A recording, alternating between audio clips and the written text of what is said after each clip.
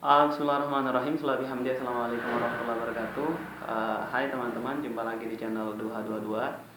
Kali ini kita nggak akan bahas tentang kitab, kita nggak akan bahas tentang pemikiran Imam Ghazali, tapi kita akan bahas uh, sebuah pertanyaan yang sering ditanyakan ke saya pribadi, dan tadi malam itu ditanya ya, yang kemudian saya memutuskan untuk membuat videonya supaya nanti orang-orang nggak nanya lagi ya. Supaya saya juga nggak habis tenaga untuk selalu jawab orang-orang yang ingin jawaban terhadap pertanyaan itu. Baik, pertanyaannya gini,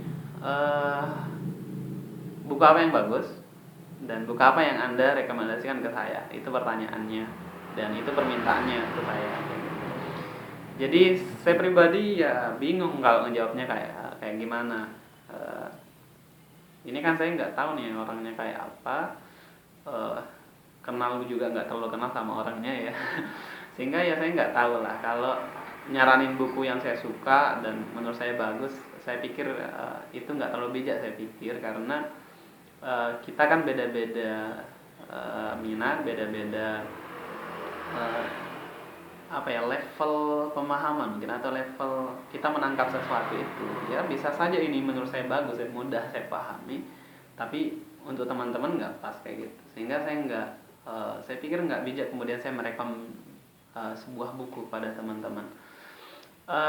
Jadi kalau saya ditanya, ya saya jawab gini, catat ya supaya diingat.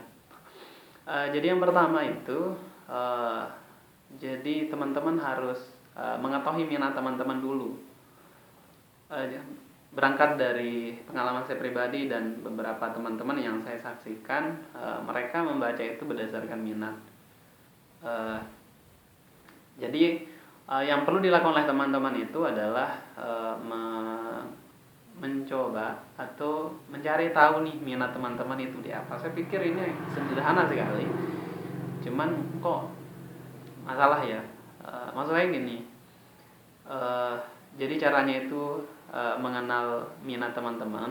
Minat teman-teman itu sebenarnya di apa, suka buat baca bukunya apa, silakan cari bukunya kayak gitu. Kadang memang case-nya itu begini, kita seneng terhadap suatu kajian, misalkan kajian agama misalkan, atau kajian sastra dan lain-lain. Namun kadang-kadang karena penulisnya yang nggak bagus, kita jadinya nggak senang kayak gitu. Sehingga dalam konteks itu kita perlu cari buku yang pas. Nah, saran saya dulu ke teman yang nanya ke saya itu, salah satu teman dulu yang juga nanya, ya pilihlah bukunya di perpus, karena di perpus itu banyak buku, banyak pilihan di situ. Jadi yang pertama, teman-teman harus mengetahui minat teman-teman itu di apa, lalu baca ya. Kemudian ini juga yang perlu diperhatikan. Mungkin teman-teman punya keinginan untuk baca, cuman karena teman-teman harus nyari tempat yang nyaman untuk membaca. Karena kadang-kadang orang punya keinginan cuma nggak jadi baca karena dia di tempat yang salah. Dia nggak mendukung dirinya kayak gitu. Bukan dalam artian kalau soal memanipulasi tempat itu bisa. Cuma kadang-kadang itu jadi masalah, maksud saya. Kadang-kadang juga tempat kita di mana kita itu juga mempengaruhi kita untuk membaca. Pertama, minat. Kemudian yang kedua, yang kedua itu apa sih sebenarnya kebutuhan teman-teman? Jadi kan manusia ini bertindak, kalau menurutnya Sigmund Freud itu ya. Jadi kalau Sigmund Freud bilang, ya kita nggak bertindak berdasarkan apa yang kita tahu, katanya. Misalkan saya tahu banyak hal tentang ilmu-ilmu sesuatu yang sunnah, cuma saya nggak amalkan kayak gitu. Nah, menurut Sigmund Freud, jadi beliau menemukan bukan pengetahuan yang kemudian membuat orang bertindak, tetapi salah satunya adalah kebutuhan.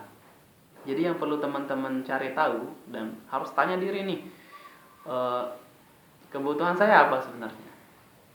Ya contoh sederhananya kan teman-teman yang misalkan kebutuhan nilai di kampus misalkan, ya teman-teman akan baca. Terus kebutuhan misalkan yang dalam agama sendiri yang sudah mewajibkan Misalnya ilmu tauhid, syariat, ilmu hati, kemudian ilmu yang dapat membantu kita hidup di kehidupan, misalkan, itu wajib lah. Nah, sehingga sekali lagi teman-teman harus tahu kebutuhannya apa. Saya yang udah di ujung semester akhir ya, kan sebentar lagi akan skripsi, saya sarankan memang